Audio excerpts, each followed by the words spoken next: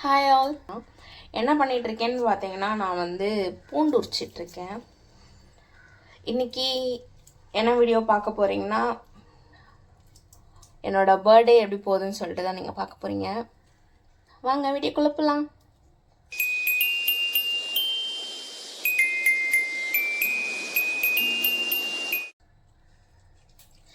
Okay, time என்னன்னு பார்த்தீங்கன்னா 11 o'clock. 11 o'clock என்னம்மா பூண்டு உரிச்சிட்ருக்க அப்படி சொல்லி கேட்டிங்கன்னா, நான் ஆஃபீஸ்க்கு பிரியாணி கொண்டு போகிறேன். ஸோ அதுக்காக நான் பூண்டு உரிச்சிட்ருக்கேன். நான் செய்ய போகிறதில்ல, எங்கள் அண்ணா தான் செய்ய போகிறாங்க. ஸோ நான் ப்ரீ ப்ரிப்பரேஷனில் கொஞ்சம் ஹெல்ப் பண்ணுறேன். அண்டு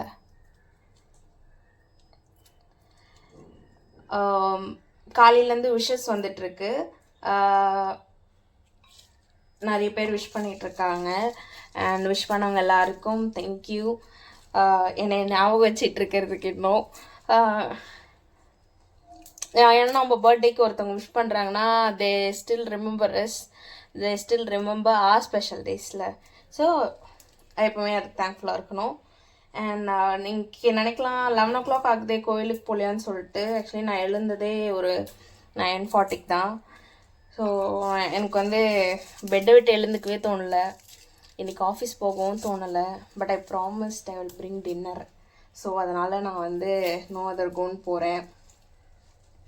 யோசித்தேன் நாளைக்கு கொண்டு போகலாமா சொல்லி. பட் ஸ்டில்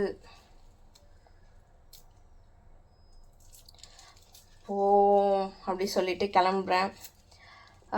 நான் ஃபஸ்ட்டு கோவிலுக்கு ஒரு சாரீ போடலாம் தான் சொல்லி சாரீ எடுத்து தச்சிலாம் வச்சுருந்தேன்.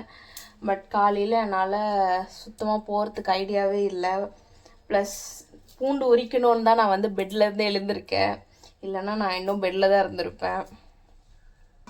இதான் போயிட்டுருக்கு. நேற்று தான் போய் ட்ரெஸ் எடுத்துகிட்டு வந்தேன். நீங்கள் அந்த வீடியோவில் நான் போகிறேன்னு மட்டும்தான் சொல்லியிருப்பேன். அதுக்கப்புறம் நான் எதுவுமே காமிச்சிருக்க மாட்டேன். ஏன்னா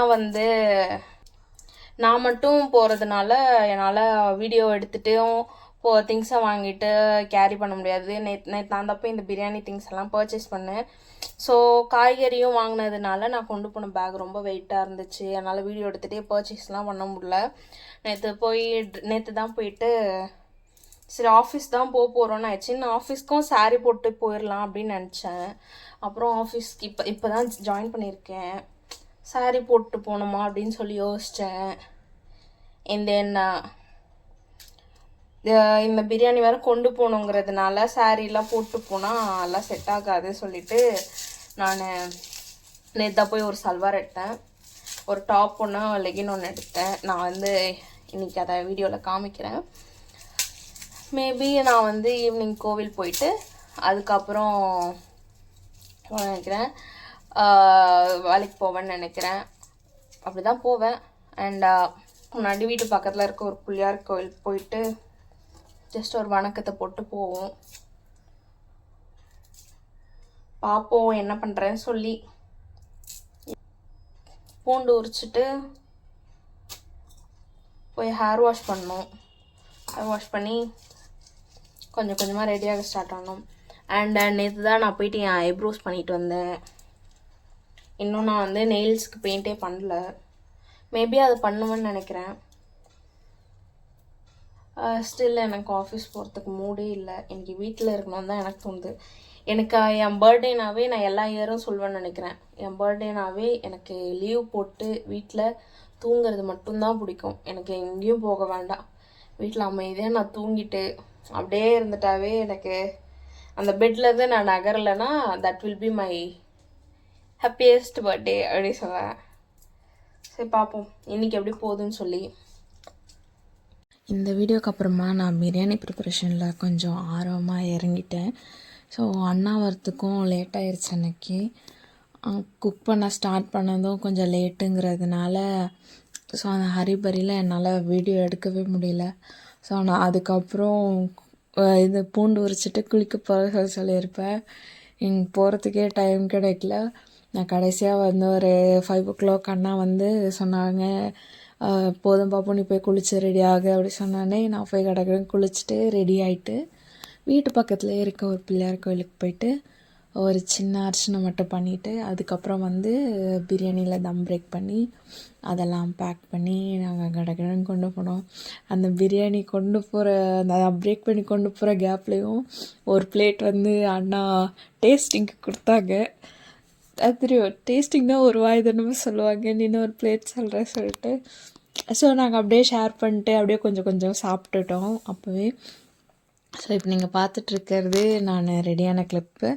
இதுதான் வந்து என்னோடய பர்த்டே ட்ரெஸ். நான் வந்து ரொம்ப சிம்பிளாக நார்மலாக நான் ஆஃபீஸ்க்கு டெய்லி எப்படி போகணும் அப்படி தான் ரெடி ஆகி போனேன். ஏன்னா வந்து நான் மேக்கப் ஏதாவது பண்ண ஸ்டார்ட் பண்ணேன்னா வந்து டைம் எடுத்துரும். இந்த ப்ரேஸ்லெட் ரிங்கெல்லாம் சூஸ் பண்ணி வாங்கும் போது தான் தெரிஞ்சது, நான் வந்து எனக்கு எது நல்லா இருக்கும்ன்ட்டு ஒன்று நான் பார்த்து வாங்குகிறேன், நான் வளர்ந்துட்டேன் அப்படிலாம் சொல்லிட்டு. அண்ட் இந்த ட்ரெஸ்ஸு வந்து மிரர் ஒர்க்லாம் பண்ணியிருக்கோம். என்னோடய பர்த்டே ட்ரெஸ்ஸாக நான் கன்சிடர் பண்ணி எடுத்தது இதுதான். ஆக்சுவலி நான் இதுக்கு முன்னாடி ஒரு குவாட் செட் எடுத்தேன், சைஸ் செட் ஆகலை. ஸோ நான் போய் ரிட்டர்ன் பண்ணிவிட்டு வந்து இதை எடுத்தேன். நான் மீஷோவில் ஆர்டர் பண்ண போ வந்து இதுக்கு தான் வந்து ரொம்ப ஆப்டாக அழகாக இருந்துச்சு.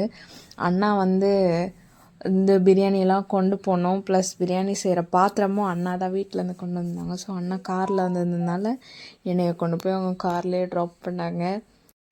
ஆஃபீஸ் போயிட்ட பிறகு எனக்கு ஒரு சின்ன கேக் கட்டிங் வச்சு, ஸோ அதோட எல்லோரும் டீமாக வந்து பிரியாணி சாப்பிட்டு என்ஜாய் பண்ணோம். எல்லாருமே பிரியாணி சூப்பராக இருந்துச்சு சொன்னாங்க.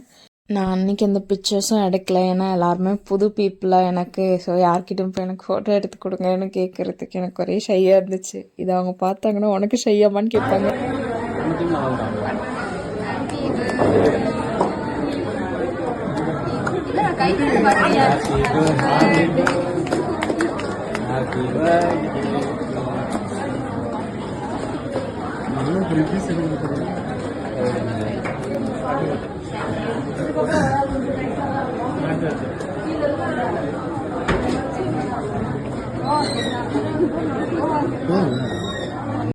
ஆக்சுவலி என் பர்த்டே முடிஞ்சு 1 வீக் ஆகிடுச்சு. நான் ஏன் வந்து எந்த வீடியோவும் எடுக்கலைன்னா, நாங்கள் வந்து பிரியாணி செய்ய ஸ்டார்ட் பண்ணும்போது ரொம்ப லேட் ஆயிடுச்சு. அதுவும் இல்லாமல் சம்திங்ஸ் வேர் ஹேப்பனிங். ஸோ அதனால் வீடியோ எடுக்கிற மைண்ட் இல்லை.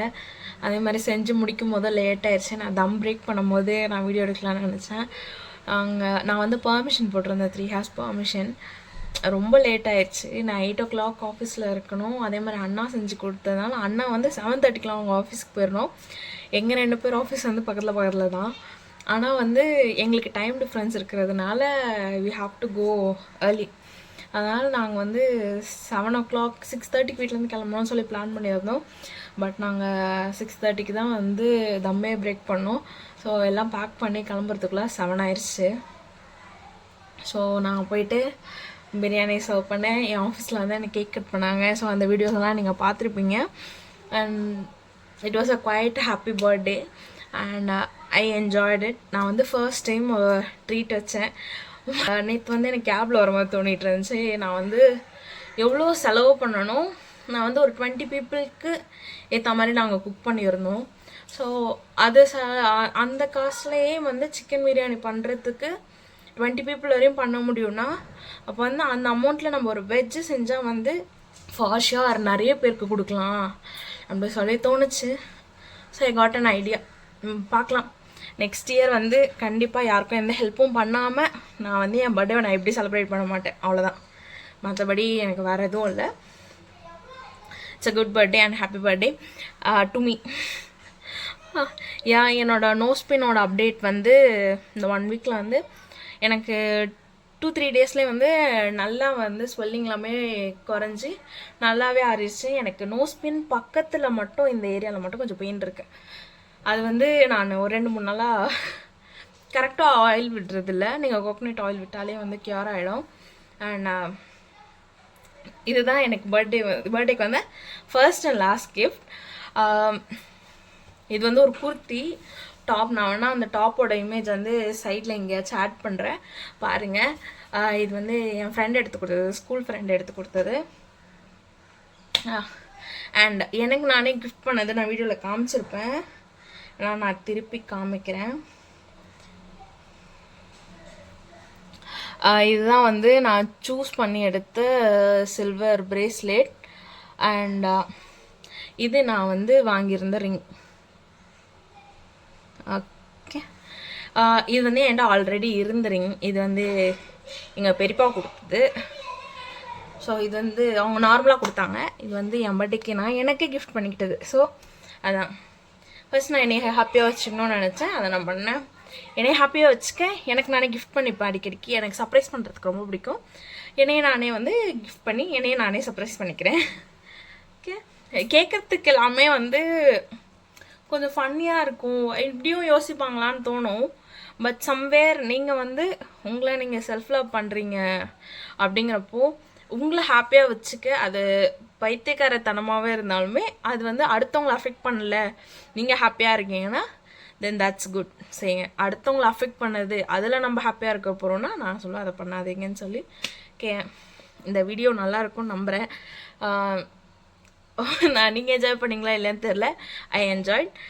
தேங்க்ஸ் ஃபார் வாட்சிங். நம்ம லைக் பண்ணுங்கள். உங்கள் ஃப்ரெண்ட்ஸ் யாருக்கா ஷேர் பண்ணணும்னு நினச்சிங்களா, அவங்கள வந்து நீ செல்ஃப் லவ் பண்ணியே ஆகணும் அப்படி சொல்லணும்னு நினைக்கிறீங்கன்னா கண்டிப்பாக அவங்களுக்கு இந்த வீடியோவை ஷேர் பண்ணுங்கள். And this is my Keerthana signing off.